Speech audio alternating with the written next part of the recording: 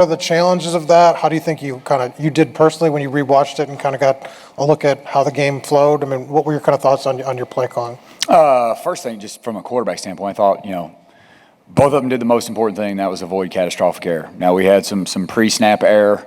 I think both of them had one apiece that, we had a 3rd down and 1 issue where we missed a shift in a trade, which caused a false start. We had another issue pre-snap, but really other than those two things, they played pretty clean, and so that's the biggest thing is they there was no catastrophic error. From a play calling standpoint, going into the game, the most important thing was we wanted to stay in the fight as long as possible, and so it was it was slow, it was going to be a grind. From an analytics standpoint, we were going to go for a bunch of 4th downs, so that's, some of the 3rd down decision makings to get us to a 4th and 2, get us to a 4th and 3. And so we were exactly where we wanted to be going into half. It was a 1-possession game. That's exactly where we wanted to be. If you look at the history of Indiana and Ohio State, the second quarter is when there's been a big lift, and Coach Deal, who is always in our building, always around, I think it was in the last 4 or 5 years, it was like 86-15 or 86-14 if you add the totality of the second quarters, and so defense is playing great, and the whole, we just want to stay in the fight as long as possible. Now, where some decisions I regret, is early in the second half. We had momentum, we got a big stop. I think the first 3rd down, backed up, we call quarterback draw, we kind of have what we want, don't really hit it right. And then the next 3rd down, we throw a ball and we have a miscommunication between a quarterback and a wideout. But again, that's coaching, that's not on them. We got to make sure that they understand the plan and that they're doing right. So, and then really after that, they score again, game starts to get away. And so, but in the first half, thought we accomplished what we wanted to accomplish. And now it's just we got to improve, we got to be better. And from an improvement standpoint, I know people look at the rushing yards and the statistics, but just how much better, or how much better our offensive line was. The quarterback got hit twice the whole day. And so, and then the sack that we had, really that's more quarterback error than anything else, and so thought those guys really improved. We took care of the football, and we just got to keep getting better every week.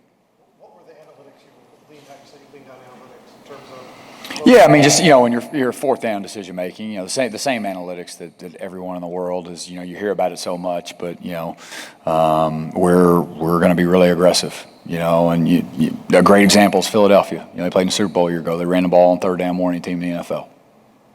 And why? Because they want to play more 4th downs than anybody in the NFL. And so your yard markers, when that's going to transpire, those change each week. But, we're going to be aggressive. When you're actively still evaluating 2 quarterbacks going into a season, obviously, you had, Brendan started last week, Taven's starting this week. Just does it get tricky to kind of evaluate them when, the game film you're going to have on them, you have, game 1 against, a top 5 FBS team, and then game 2, you're seeing them just against a different level of opponent in FCS school. Does that make it a little trickier to evaluate them? No, I mean, I think they're both good laboratories. I think Taven played 29, Brennan played 28. Maybe it's vice versa, I'm not sure, but they both pretty much played the exact same amount of plays. Different situations in the game. There's a good mix of that. The biggest thing for us is both of them had really good fall camps. They're both really good football players. It would not surprise me down the line if both of them don't have a chance to play in the NFL someday. Okay, I know that's heaping amount of praise that they may not live up to, but they're both really talented. It just so happens we have them both at the same time. They're the same age, and so both of them had great fall camps. Both of them were around 70% on the hands through fall camp, didn't really turn the ball over, and they both earned the right to have the opportunity to play. That and the fact that they're so young, you really don't know until the lights go on, and we've all seen guys that get better. We've all seen guys that kind of become a shell of who they are. And I don't think either one of them did that.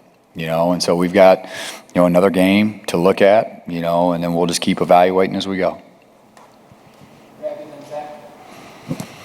Yeah, Coach, just on the 2 quarterbacks, take us through each one. What are 2 or 3 things that would really help each one take key steps to maybe become the guy moving forward? Yeah, I mean, with Taven, he's, for a tall, long kid, he's a way better foot athlete than you expect him to be. He takes a great deal of pride in his work. He puts a lot of internal pressure on himself, which can be good and can be bad. That and he can distribute and, he can spin the football, and the thing about Brennan is they're very similar. Brennan can hit spots. Brennan can distribute the football. He's a big physical runner. When we took Brennan out of high school, it was after the first signing day, after I had gotten hired. The majority of quarterbacks in America are signed somewhere else. And the reason that we took him was because he was a big physical runner.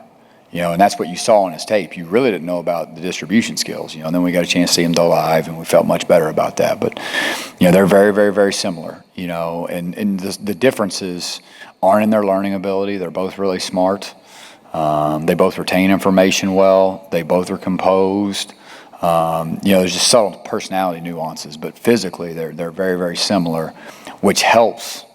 Because it's not like you have to have two distinct plans. Which is hard. Zach, on your left.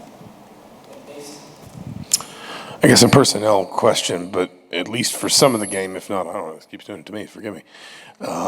If not all the game, we saw Khalil at right tackle and Matt Bedford kicked inside to guard. Was that maybe because of some of the option stuff? Was it by design because of Matt coming back from injury? Was it Ohio State? I mean, just kind of what led to maybe flipping those guys from where they've played in the past? No, with Coach Bostad, those guys, they end up playing in a lot of spots, and not necessarily because, it helps them learn anymore. It's just, the amount of repetition and time on task. At some point, somebody's got to get a breather. Somebody's got to kick in. Somebody's got to kick out. I mean, there's a lot of reps in a practice setting, and about midway through fall camp, that transition kind of transpired.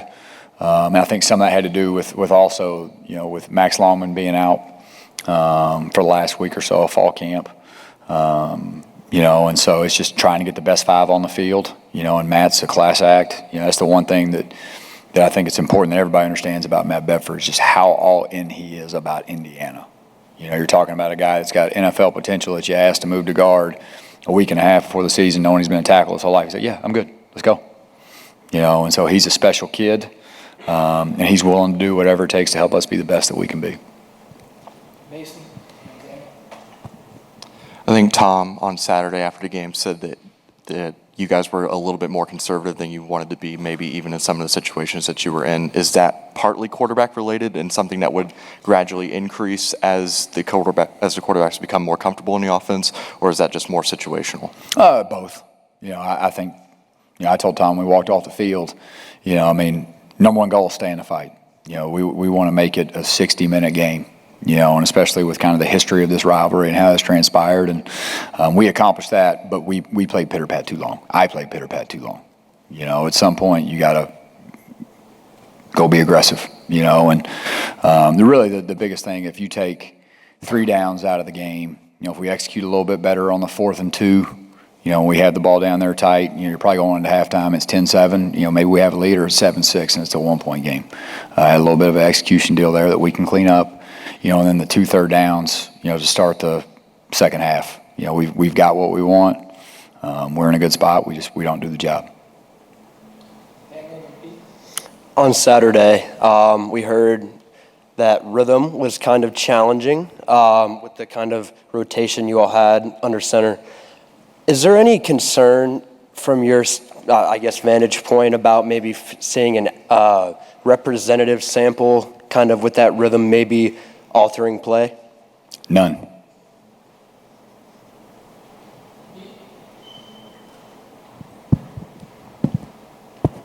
Hey, well, with Bradley Archer, what are you seeing from him? What's his ceiling? What do you hope to see from him?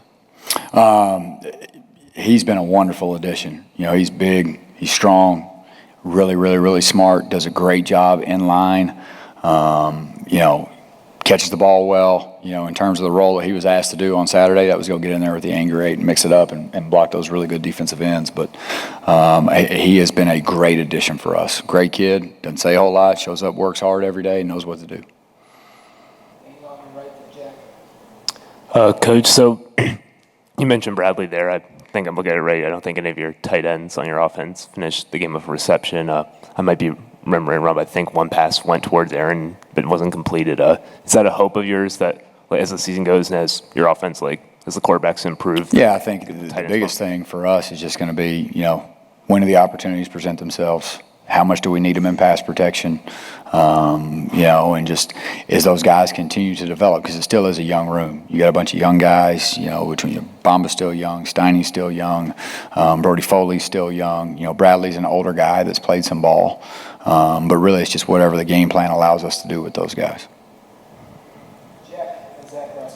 Yeah, just when you think about Jaylen Lucas and kind of how you're getting him the ball, I guess I recognize you're playing a really talented defense, but when you looked back, did you like kind of the ways you were using him, or did you feel that there were ways that you could maybe maximize what he can do?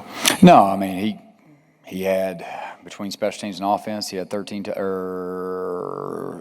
or 12 touches in the first half between special teams and offense. We want to try to keep him around 20. Then we lost him to cramps for 2 or 3 drives there in the second half. And so he was going to be on pace for 15, 18, and again, from a game plan standpoint, number one against those guys, you got to protect the passer, and so that means the ball's got to come out. It's got to be a quick game, really push the ball down the field, with him. Got to be a little careful, but it's going to be work every week to find a way to get him the ball. I guess sort of a philosophical question. You've talked about how your offense, the way it operates, it can run as easily as it can pass, but you guys obviously threw it a lot more than you ran it in terms of where you lined up in the Big Ten last year. As you maybe sort of shift some of your thinking in the offseason, shift some of your thinking in the preseason, and start putting together maybe some more run-oriented packages, were there pieces of your past as a coach, coaches you'd worked with in the past, head coaches you've worked with in the past that you maybe leaned on a little bit in just sort of maybe tweaking some of that stuff? I wouldn't necessarily say coaches that I've leaned on or worked with in the past. Now, I played for Larry Fedora, coached with Larry Fedora at Southern Miss in North Carolina. Larry was known as a spread one back guy, but at the same time, he's also the offense coordinator at Air Force at one point. So we, even at Southern Miss and even North Carolina, especially when we had Marquise Williams, who kind of came right before Mitch Trubisky. When I was at Arkansas State, there was always an option element, and if anything else, just to eliminate pressure, and make things simpler, because when you run the option, if that is a part of the plan, you're really going to limit the defense. They're always going to have somebody inside and outside the quarterback and somebody for the pitch. What that does is it creates a back-end structure the majority of the time that's much simpler to see in the throw game. So hopefully that more than anything else will alleviate and make some things easier on those young quarterbacks. Thank you, guys.